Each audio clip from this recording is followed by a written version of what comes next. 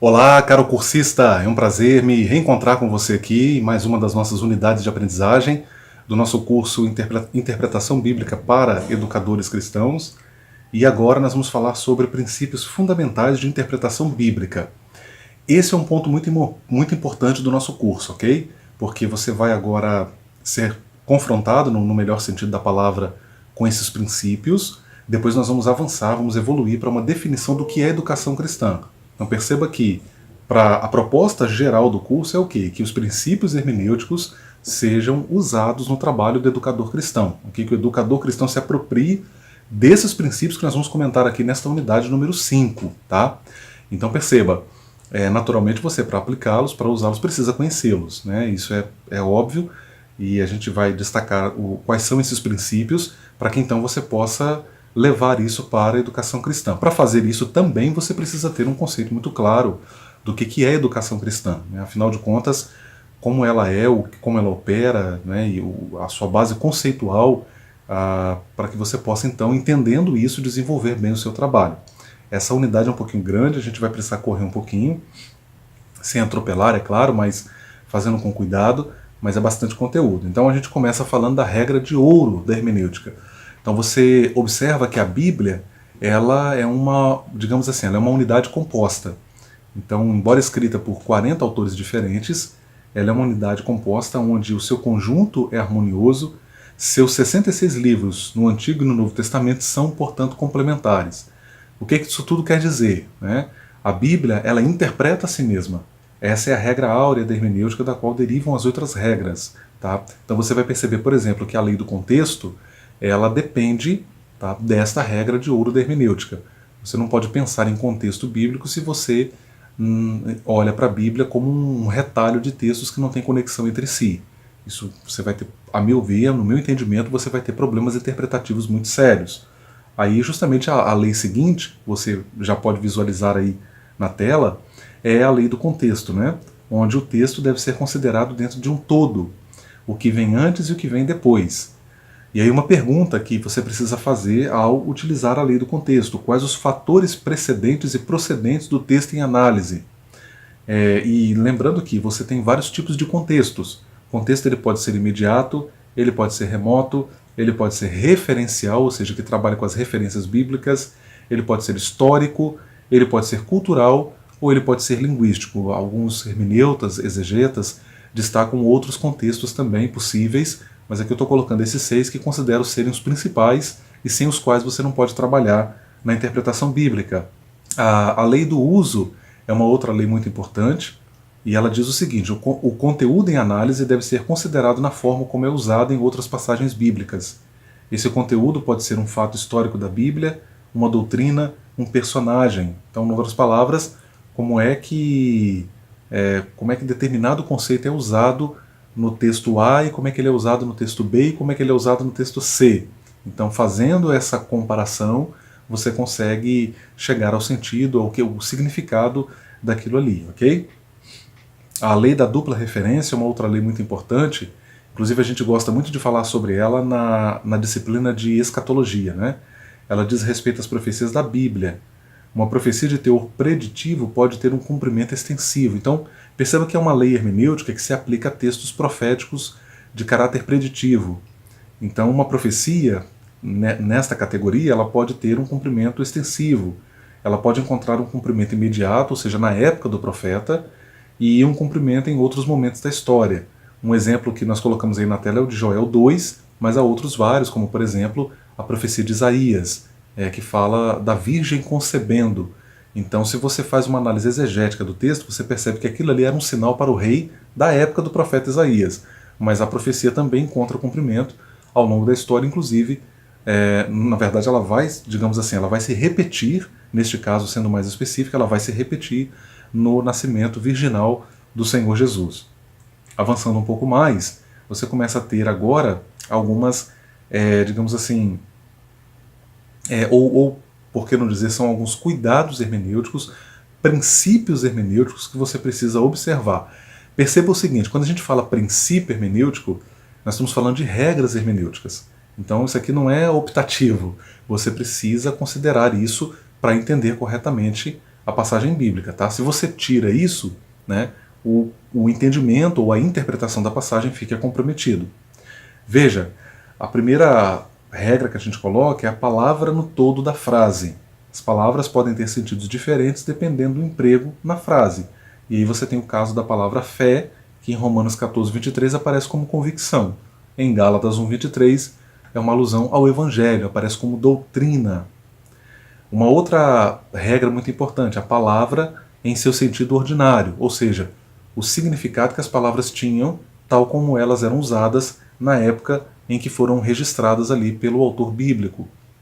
Outra coisa muito importante é considerar as palavras obscuras, ou outro princípio muito importante é o de considerar palavras obscuras à luz das mais claras. Então você tem palavras ou passagens que são obscuras, que são de difícil entendimento. Quando você compara com passagens que são mais claras, aquela passagem mais clara pressupõe-se vai lançar luz sobre aquela passagem mais difícil que você está estudando, ok? Lembrando que você tem que ter um ponto de comparação. Exemplo, 1 Coríntios 14, se eu não estou enganado, que fala do batismo pelos mortos. Veja, o assunto em tela ali é batismo. Então você vai procurar outras passagens que falam de batismo de modo mais claro. Outro princípio é preciso considerar o objetivo da passagem ou do livro em estudo, ou seja, qual é o objetivo geral daquele livro, daquela epístola, né, enfim, o autor está escrevendo com que objetivo geral? Ele tem um objetivo geral em mente. Então você precisa identificar isso, porque é como se aquilo ali fosse o fio condutor da produção do livro, ok? Um outro princípio muito importante é que é preciso analisar as passagens paralelas. Essas passagens paralelas são aquelas que fazem menção uma da outra, e não apenas passagens, mas até mesmo palavras paralelas num determinado texto bíblico, que certamente encontrará reflexo em outro texto. Aí você tem Gálatas 6,17 com 2 Coríntios 4,10 ou 2 Coríntios 11, 23 e ainda, né, 2 Coríntios 11, 23 a 25. Então é importante você fazer essa comparação também para entender corretamente. Também a gente acaba de falar sobre a questão do paralelo de passagens, mas há também o paralelo de ideias. Qual a ideia narrativa ou ensino presente naquele dado texto? Então você, tomando como exemplo aí 1 de Pedro 4,8, que menciona o amor que cobre uma multidão de pecados, né, você quer entender em que sentido isto ocorre, então você, quando compara com outras passagens onde a mesma ideia recorre, você entende que se trata do amor que perdoa, que lança no mar do esquecimento as faltas cometidas pelo irmão. Olha que legal, né? Você passa a entender como se o texto ganhasse vida, como se o texto ganhasse luz. Perceba que são princípios, né? É claro que o trabalho exegético, em geral, ele é feito por acadêmicos, por pessoas que têm preparo, ou alguém que passou pela academia, ou se utilizando de ferramentas, enfim. Mas perceba que esses princípios hermenêuticos que nós estamos colocando aqui são princípios fundamentais e que não são tão difíceis de serem assimilados. Que as pessoas podem usar, o que o educador cristão, o pastor na igreja, né, o líder lá da célula, ele pode usar para poder, ou do pequeno grupo, como queira, ele pode usar isso para tornar a leitura da Bíblia mais atraente, mais viva, mais dinâmica, mais clara, mais verdadeira, por assim dizer, menos equivocada. Então falamos aí do paralelo de ideias, também o paralelo de palavras, em que muitas vezes acontece às vezes de nem o conjunto da frase e nem o contexto serem suficientes para delinear o significado de determinada palavra, né? Então nesta hora você precisa recorrer a outras passagens onde aquela determinada palavra acontece. Então você tem aí marcas de Jesus que aparecem em Gálatas 6,17, mas que marcas são essas? Então você vai comparar com outras passagens e você tem uma conclusão, que é a conclusão mais óbvia, de que na verdade Paulo ele está falando das marcas físicas que ele sofreu por amor à obra do Senhor Jesus. Então, avançando um pouco mais, a gente pode, ainda falando, né, sobre esse paralelo de ideias, isso nos faz voltar ao fato de que nem sempre uma palavra assume exatamente o mesmo sentido. É o caso de ouvir em Atos 9:27, onde os companheiros de Saulo ouviram a voz do Senhor, ao passo que em 22:9 eles não ouviram. Aí, inclusive, isso aqui gera até uma dificuldade bíblica, né? Como explicar isso? Porque em Atos 9:27 eles ouviram, em Atos 22:9 eles não ouviram. Só que é justamente o que nós estamos explicando, né? Nem sempre uma palavra assume exatamente o mesmo sentido. Então no grego isso acontece. É que a palavra ouvir, lá em Atos 9, 27, por assim dizer, é ouvir, mas é ouvir sem entendimento. Eles não entenderam. Pode ser que ouviram o som, mas não compreenderam, né? E em Atos 22, 9, já tem justamente esse sentido mais preciso. É isso que Paulo está dizendo, né? Eles não ouviram no sentido de quê? De que não entenderam, porque a palavra ouvir entre os gregos indicava justamente entendimento, ok? Então, esses são alguns princípios. Há outros princípios que podem ser delineados, que podem ser observados, que eu não elenquei aqui, e você vai ter isso também na base bibliográfica, e a gente naturalmente não vai explorar, até por exiguidade de tempo. Mas a gente vai agora avançar para a nossa unidade número 6, quando a gente fala sobre educação cristã, uma definição. Eu espero você em nossa próxima videoaula. Um forte abraço.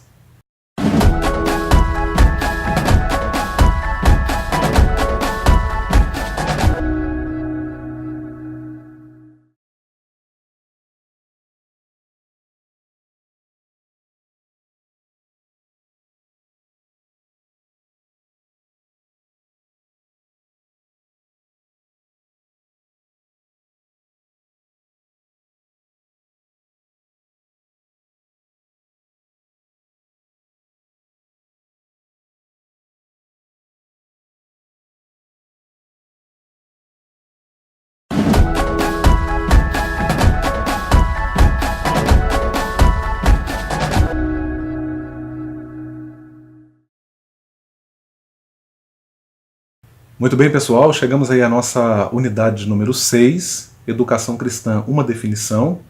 E aí a gente começa já na nossa introdução dizendo o seguinte: educação cristã é o esforço educativo da igreja no sentido de ensinar os princípios, valores e histórias da Bíblia Sagrada aos seus membros, no sentido de discipulá-los. A ordem de Jesus em Mateus 28, 19 e 20 constitui-se essencialmente de ensinar. Aqui eu quero começar rapidamente chamando a sua atenção para o fato de que Jesus majoritariamente foi chamado de rabino, né? Muito mais do que entender Jesus como pregador, nós precisamos entender o ministério de Jesus como ensinador, por mais que ele tenha sido um pregador também, né?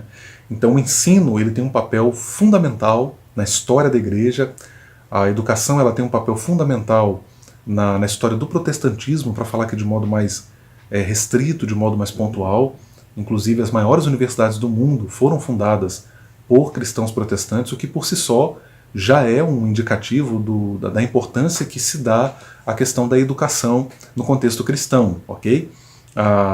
Veja, por exemplo, o conceito de universidade, que nasce no interior da Igreja Católica, na Idade Média. Então, são fatos históricos que aludem, que refletem justamente essa preocupação com o trabalho de catequese, de doutrinação, de ensino, né, como queira a expressão, mas aludindo sempre a essa ideia de ensinar. Então a educação cristã, agora na nossa primeira tela onde temos a definição, ela adequadamente entendida não visa somente a comunicação de conceitos ao discente. Aí a partir daí, né, tendo em mente que essa definição básica, como ponto de partida, como um a priori, a gente avança para, claro, os desdobramentos da educação cristã, que na prática a gente sabe, ela envolve uma série de fazeres, de atividades no interior das diversas denominações. E ela, corretamente entendida, ela não está preocupada apenas em comunicar conceitos, ideias. Ela pode ser definida como um esforço educativo para a vida, para a praxis, né, para a concretude da realidade humana, orientado sob a luz das Escrituras, ou seja, o ser humano orientado sob a luz das Escrituras. Nesse sentido, educação cristã e discipulado são dois processos indissociáveis. Não dá para a gente pensar discipulado cristão sem o trabalho, o esforço da educação cristã. A formação do sujeito. A formação do sujeito passa por diversos fatores. Podem ser colhidas contribuições, por exemplo, nas percepções de Sigmund Freud, considerado o pai da psicanálise, e do psicólogo suíço Jean Piaget, além de outros teóricos que se esforçaram para entender como se dá essa formação. Fatores culturais, familiares, psicológicos, biológicos e espirituais estão presentes nessa teia que é a formação de um ser inserido na sociedade. Freud, em 1969, ele vai escrever a respeito das 5 fases do desenvolvimento da personalidade humana, ambas atreladas à sexualidade humana, né? A teoria de Freud ela tem uma forte ligação, uma base muito atrelada à questão da sexualidade humana. Jean Piaget, por sua vez, em 71, destacou aquilo que ele chama de estágios no desenvolvimento cognitivo do sujeito. Então eu trago isso aqui na tela justamente para mostrar que o ser humano ele é complexo, e isso é percebido pelos teóricos, no caso Freud na psicanálise, Piaget na psicologia cognitiva. Então você tem justamente essa ideia, essa percepção de que o desenvolvimento do ser humano é complexo e ele precisa naturalmente passar por aprimoramentos, ele precisa receber educação, ele precisa ir sendo formado ao longo do tempo, e isso vai acontecendo no convívio com a família, com a escola, com a própria sociedade. Ele vai assimilando e ele vai acomodando aquilo, para falar como Piaget, né?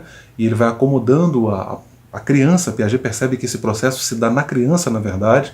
Então ela percebe, acomoda e responde a isso, né? As reações da criança a esse mundo externo que cerca ela.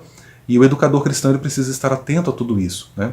Há uma coisa que eu vi acontecer muitas vezes no nosso meio, é a nossa incapacidade. Eu estou falando como um cristão protestante, pentecostal. Uma coisa muito comum no nosso meio é aquela falha na hora de perceber que aquele momento que a pessoa está vivendo, ou que o adolescente, o jovem, enfim, é uma fase da vida, né? E as fases elas vão se alternando, e o ser humano ele vai assumindo, e nenhuma fase é definitiva, né? As pessoas vão sempre se reinventando. É bem verdade que há pessoas que não amadurecem, mas normalmente falando, a pessoa tem que amadurecer, tem que se desenvolver, ela tem de crescer. Então você tem esse progresso, você tem esse desenvolvimento, e a educação cristã ela existe justamente para isso, para que esse desenvolvimento seja a semelhança de Cristo, né? Cristo colocado como paradigma de formação para o sujeito.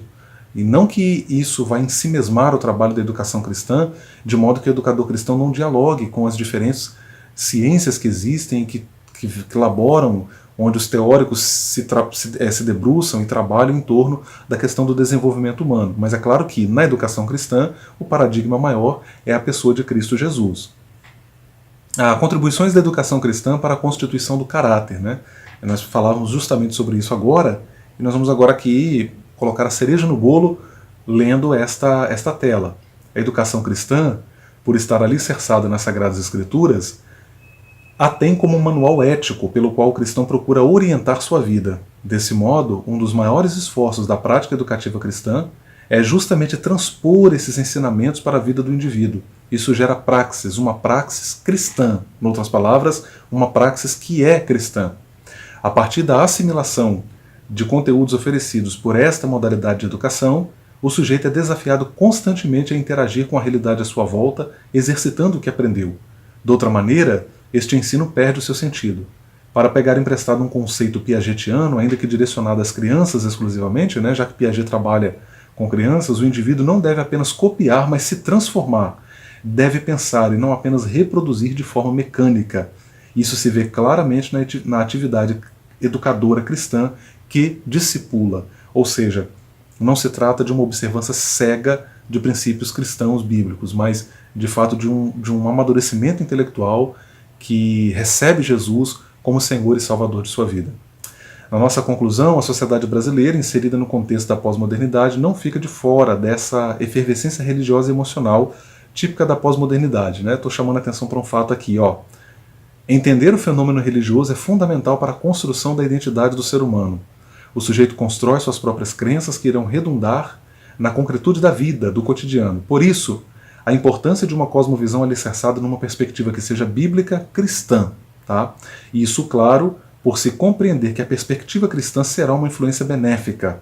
Esse diálogo é realmente necessário, pois os elementos religiosidade, o sujeito contemporâneo e identidade estão imbricados, ou seja, tudo isso converge na formação do ser humano. E aí a gente conclui.